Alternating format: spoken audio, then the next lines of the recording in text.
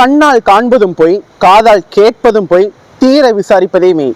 இதுக்கு எல்லாத்துக்குமே ஒரு சான்றா இருக்கிறதா இந்த வீடியோ. அந்த பொண்ணு வீடியோ வந்து எடுத்து இப்படி வச்சுட்டே வந்து இங்க பாருங்க காய்ஸ், என் பக்கத்துல ஒருத்தர் நின்றுட்டு இருக்காரு, அப்படியே என்னை தொட போறாருன்னு நினைக்கிறேன், பாத்துக்கிட்டே இருங்க. தொட போறாரு. ஐயோ தொடலையா, இருங்க பரவாயில்ல, அவர் இறங்க போறாரு பஸ்ஸை விட்டு. அதுக்குள்ளேயும் வீடியோ எடுக்க முடியலன்னா எப்படி? கண்டென்ட் இல்லாம அப்புறம் நான் எப்படி ரீச் ஆறது? அப்புறம் எப்படி நான் வந்து பிக் பாஸ் அடுத்த சீசன்ல போறது? அப்புறம் எப்படி வந்து உங்களை மாதிரி கூமுட்ட மக்களெல்லாம் ஏமாத்தி அவங்க மூலமா காசு சம்பாதிக்கிறது? அப்பதானே நீங்க வந்து எடுத்து போட்டோம்னா கேவலமா அந்த ஆளை பத்தி வந்து கமெண்ட்லாம் பண்ணி என்ன ஏதுன்னு ஒரு விஷயம் தெரியாம நீங்க தான் உத்தம புருஷங்களாச்சே, நீங்க தான் ரொம்ப நல்லவங்களாச்சே, கமெண்ட்டை போட்டு விட்டுட்டு நீங்க போயிருவீங்க. அதை பார்த்து அவர் மன உளைச்சலா ஏதாவது பண்ணிக்கணும்ல அப்படின்னு சொல்லிட்டு அந்த பொண்ணு வீடியோ எடுத்து வச்சுட்டே இருக்காங்க.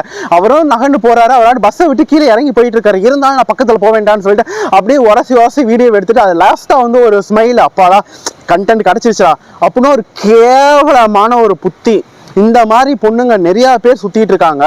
ஃபெமினிசம்ங்கிறது இது ஒரு விஷயம் கிடையவே கிடையாதுங்க. இவங்கெல்லாம் என்னன்னா ஃபேக்கா வந்து ஒரு ஃபீமேல்ங்கிற ஒரு கார்டை யூஸ் பண்ணிட்டு இந்த உலகத்துல சர்வைவ் ஆகலாம், நம்ம என்ன வேணாலும் பண்ணலாம், யாரும் என்ன கேட்க போறாங்க, ஏன்னா நம்ம பொண்ணுங்க சொல்ற எல்லா விஷயம் கரெக்டா இருக்கும் அப்படின்னு சொல்லிட்டு எல்லாமே நம்புவாங்கன்னு சொல்லிட்டு ஒரு மடத்தனமான ஒரு எண்ணத்தை உள்ள வச்சுட்டு இந்த மாதிரி நிறைய பொண்ணுங்க வெளியில சுத்திட்டு இருக்காங்க. இதுக்கெல்லாம் அகேன்ஸ்டா கண்டிப்பா ஒரு பெரிய ஆக்ஷன் எடுத்தே ஆகணும். அவங்களுக்கு கொடுக்குற அந்த பனிஷ்மெண்ட்டை எந்த பொண்ணு மட்டும் இல்லை, எந்த பையனும் இந்த மாதிரி ஃபேக்கா பண்ணவே கூடாதுன்னு இருக்கணும். அந்த லெவலுக்கு ஒரு பனிஷ்மெண்ட். எங்க அப்பாவியா ஒரு உயிர் போச்சுங்க. அது எப்படி வரும்? 42 வயசு, அவங்க அம்மாவும் அப்பாவும் அவ்வளோ வயசானவங்களாலாம் பார்க்கும்போது எவ்வளோ கஷ்டமா இருக்கு. பசங்களா இருக்கிறது ஈஸின்னு சொல்லிட்டு போறாங்க, பசங்களா இருக்கிறது ரொம்ப கஷ்டம். ஏன்னா ஒரு பையன் ஒரு விஷயம் நடந்துச்சுன்னா அது என்ன ஏதுன்னு கூட பார்க்க மாட்டாங்க, பொண்ணுக்கு சப்போர்ட் பண்ணுவாங்க, அந்த பொண்ணு மேல தப்பா இருந்தாலுமே. இதுதான் உண்மை.